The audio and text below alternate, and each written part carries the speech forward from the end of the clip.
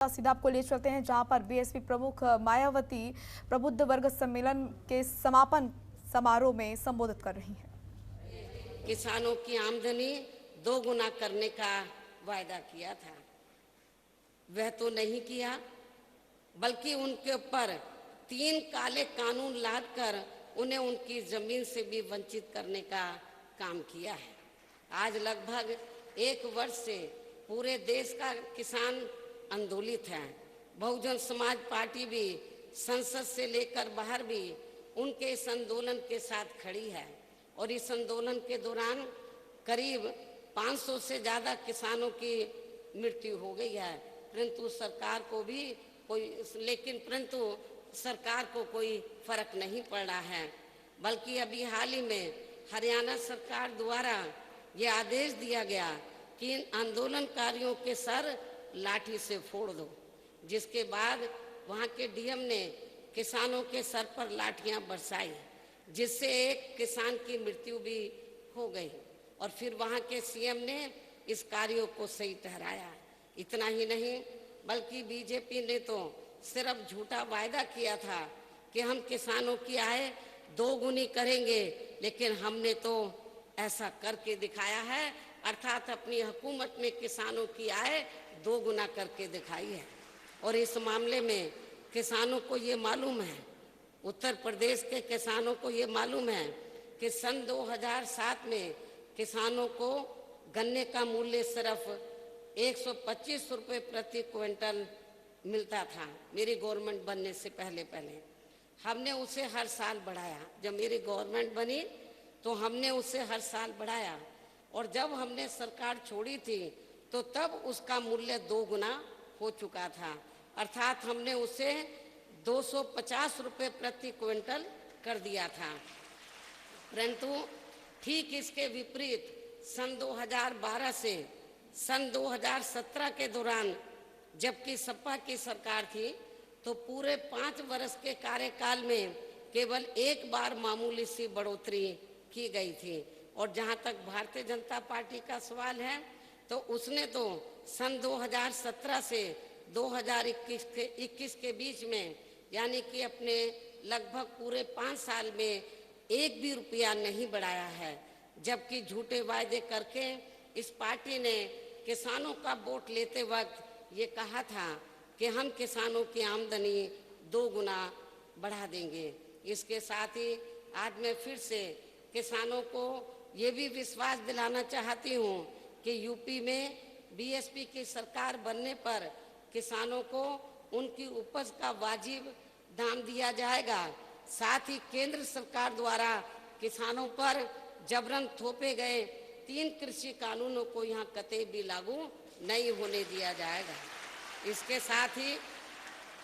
इसके साथ ही मैंने दिनांक 30 जुलाई 2021 को वित्त विहीन प्रबंधक एवं शिक्षक महासभा उत्तर प्रदेश के प्रतिनिधि मंडल से मिलने पर वे उनकी सभी मांगों को सुनने के बाद तथा उनकी सभी समस्याओं को गंभीरता से लेते हुए हमने इस मामले में ये भी तय किया है कि सन 2022 में बीएसपी की सरकार बनने पर तुरंत एक आयोग गठित किया जाएगा और इस आयोग के माध्यम से अति शीघ्र रिपोर्ट लेकर इनकी सभी जायज मांगों का स्थायी हल निकाला जाएगा।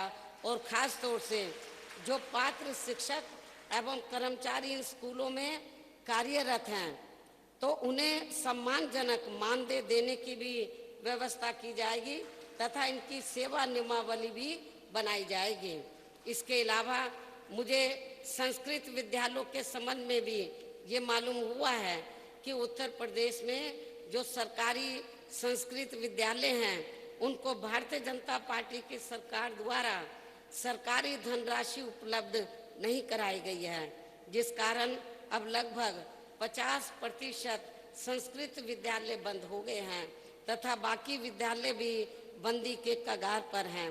लेकिन बहुजन समाज पार्टी की सरकार बनने पर फिर इन सभी संस्कृत विद्यालयों को सरकारी धनराशि उपलब्ध कराई जाएगी और उन्हें पुनः संचालित किया जाएगा तथा अध्यापकों व अन्य स्टाफ के खाली पड़े सभी पदों को भी यथाशीघ्र भरा जाएगा।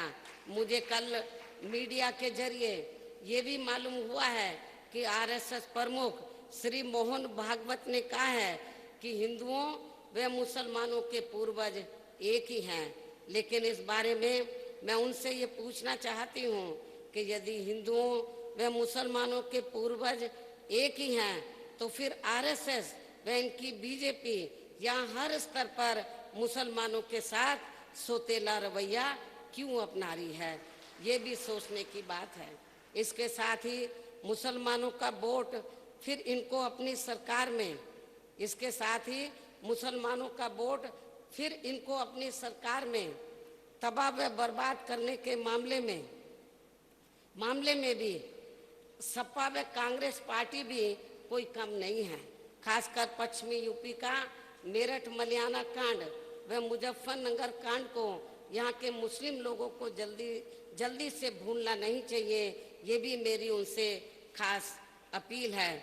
और इस मामले में वैसे ये बात भी सर्वविदित है कि बीएसपी जो कहती है वह करके भी दिखाती है।